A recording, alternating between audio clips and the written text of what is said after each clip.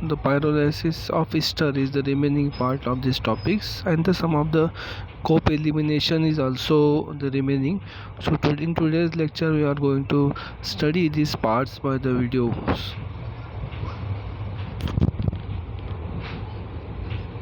Exam अब देखिए, इस एग्जाम्पल में हमने लिया है ये एस्टर। सबसे पहले आप एस्टर को आइडेंटिफाई कीजिए कि एस्टर कैसे है। अब देखिए, इस एस्टर का पायरोलाइसिस, इसका मतलब इसको जब हीट करते हैं तो हीट करने के बाद जो प्रोडक्ट बनता है एक्चुअली वो एक एल्कीन बनता है, जो कुछ ऐसा होता है। ये जो एल्कीन है as it is less substituted, तो ये जो प्रोडक्ट है इसको क्या बोलेंगे, हॉफमैन प्रोडक्ट। और एलिमिनेशन इंट्रामोलिकुलर में हॉफमैन प्रोडक्ट जो आता है वो मेजर आता है।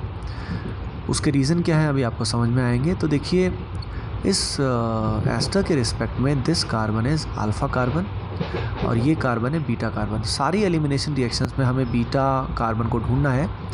और अब यहाँ पे पॉसिबिलिटी दो होंगी, या तो इस बीटा कार्बन के हाइड्रोजन को हम रिमूव करेंगे या इस बीटा कार्बन के हाइड्रोजन को हम रिमूव करेंगे। अब ये जो बीटा कार्बन है इसकी डिग्री है 1, तो इसकी एसिडिक स्ट्रेंथ ज़्यादा होने की वजह से यहाँ से हम H को रिमूव करेंगे। और एक स्टैटिस्टिकल प्रॉपर्टी भी होती है कि 1 डिग्री कार्बन के यहाँ पे 3 H अवेलेबल है और इस पॉइंट पे 2 H अवेलेबल है। तो हम वहाँ से H निकालेंगे जहाँ पे डिग्री क्या होगी, लेस होगी, जहाँ पे नंबर ऑफ़ H ज़्यादा होंगे, एसिडिक स्ट्रेंथ क्या होगी, ज़्यादा। अब देखिए, यहाँ पे हमने सारे चार्जेस शो कर दिए हैं। जहाँ जहाँ पे चार्जेस हैं O पे नेगेटिव है, H पे डेल्टा पॉजिटिव है। तो ये जो O है ये अपना लोन पेयर यहाँ H को डोनेट करेगा, जिससे O और H में बॉन्ड बनेगा। OH में जैसे ही बॉन्ड बनेगा ये वाला बॉन्ड टूट जाएगा। अब ये बॉन्ड टूट के इलेक्ट्रॉन पेयर इधर जाएगा, क्योंकि यहाँ पे डेल्टा प्लस है because of oxygen electron negativity, जिससे यहाँ बॉन्ड बनेगा और ये वाला बॉन्ड यहाँ से ब्रेक हो जाएगा। ये बॉन्ड जब यहाँ से ब्रेक हो जाएगा तो ये इलेक्ट्रॉन पेयर यहाँ जाएगा, जिससे यहाँ बॉन्ड बनेगा और ये बॉन्ड फाइनली ब्रेक हो जाएगा। तो आपने देखा OH में बॉन्ड बना, CH का बॉन्ड टूटा, CC का बॉन्ड बना, CO का बॉन्ड टूटा और यहाँ पे दोबारा से CO का डबल बॉन्ड बना और ये बॉन्ड ब्रेक हुआ, जिससे फाइनली हमें एल्कीन मिला।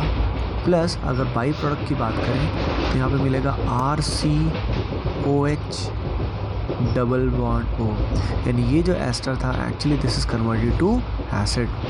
तो आपने देखा पायरोलाइसिस ऑफ एस्टर के अंदर हम क्या करते हैं, हॉफमैन एलिमिनेशन करते हैं। In the next video we're gonna learn about pyrolysis of xanthate। xanthate क्या होता है और pyrolysis क्या, EI भी बोलते हैं। Actually this is not in JEE Advanced, ADV यानी JEE Advanced के syllabus happens in cope elimination। इसके अंदर जो सबस्ट्रेट हम लोग लेते हैं वो होता है 3 डिग्री अमाइन ऑक्साइड। जैसा कि आप देख सकते हैं ये नाइट्रोजन जो है इसकी डिग्री है 3 और ये एक अमाइन है, इनफैक्ट अमाइन का सॉल्ट है। और यहाँ पे ऑक्सीजन से जुड़े होने की वजह से इसको बोलेंगे 3 डिग्री अमाइन ऑक्साइड।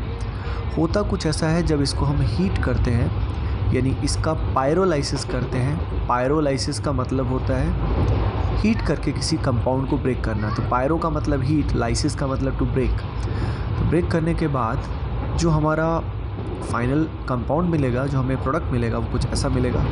प्लस एक बाई प्रोडक्ट भी बनेगा, वो बाई प्रोडक्ट जो बनेगा वो कुछ ऐसा बनेगा। तो हमें एल्कीन यहाँ पे मिलता है, यानी it is a type of intramolecular elimination.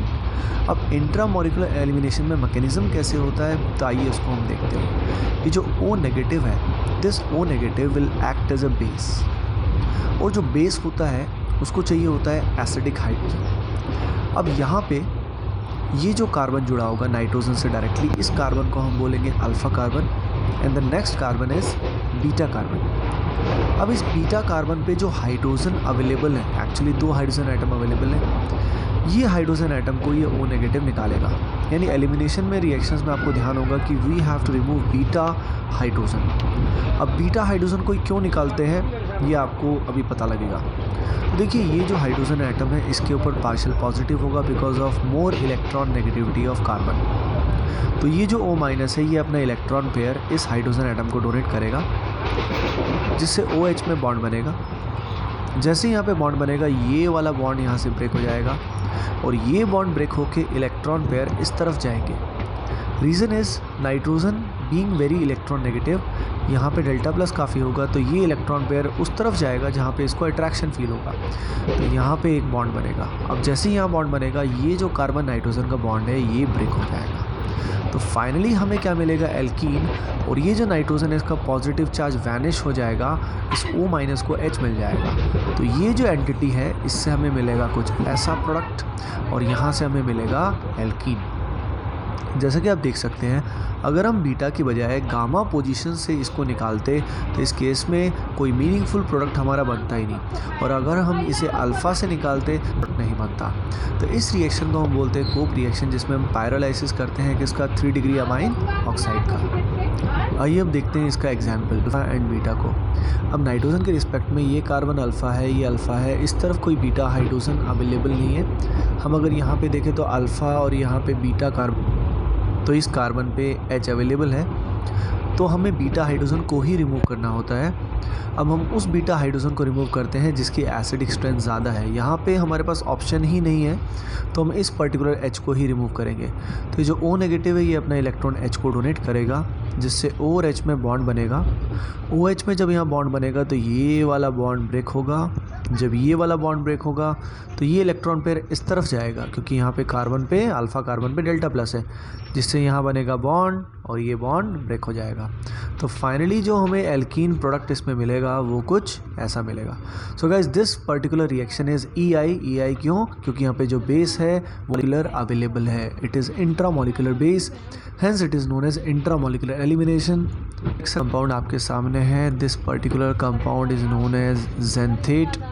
अगर इस कंपाउंड को आप नोटिस करें तो ये जो पोर्शन है ये इसका स्पेशल पोर्शन है, इसमें कार्बन में डबल बॉन्ड S भी है, सिंगल बॉन्ड S भी है, ऑक्सीजन। अब देखिए इसके रिस्पेक्ट में हमें ढूंढना होगा बीटा हाइड्रोजन, और हमें ढूंढना होगा वो बेस जो यहाँ से H को रिमूव करेगा। अगर आप ध्यान दें इस मेन फंक्शनल ग्रुप के रिस्पेक्ट में ये जो कार्बन है this is alpha carbon and this is beta carbon. Similarly यहाँ पे बीटा कार्बन अवेलेबल है। अब हमें H को रिमूव करना है। जैसे कि आप देख सकते हैं इस H को रिमूव करना आसान है, क्योंकि ये बेंजीन रिंग के साथ जुड़ा है, तो इसकी एसिडिक स्ट्रेंथ काफ़ी ज़्यादा है। तो यहाँ पे अब हमें ढूंढना है बेस, कौन यहाँ पे बेस की तरह ऐड करेगा और H को रिमूव करेगा।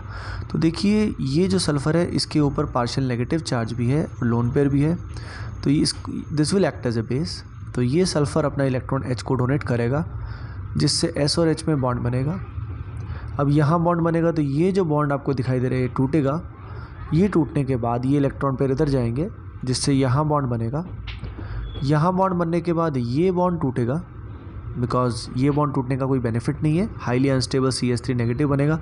ये टूट के इलेक्ट्रॉन पेयर यहाँ जाएंगे, जिससे यहाँ बॉन्ड बनेगा, और ये बॉन्ड टूट के सल्फ़र को इलेक्ट्रॉन वापस मिल जाएंगे।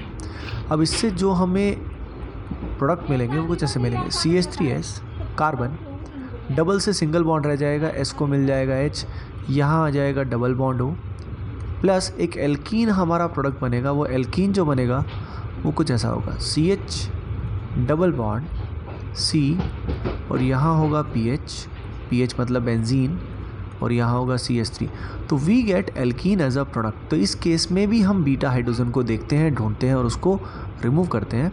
अब क्या होता है, हाई टेम्परेचर पे ये जो स्पीसी आपको दिखाई दे रही है इट ब्रेक्स, और ब्रेक होने के बाद यहाँ बन जाता है CH3SH plus COS, C double bond O double bond S। कैसे बनता है ये भी आप सोच सकते हैं। यहाँ डेल्टा प्लस है, ये इलेक्ट्रॉन पेयर इधर डोनेट करेगा, जिससे ये बॉन्ड ब्रेक हो जाएगा, और ये CH3S नेगेटिव जो है वो यहाँ से H को एब्स्ट्रैक्ट कर लेगा।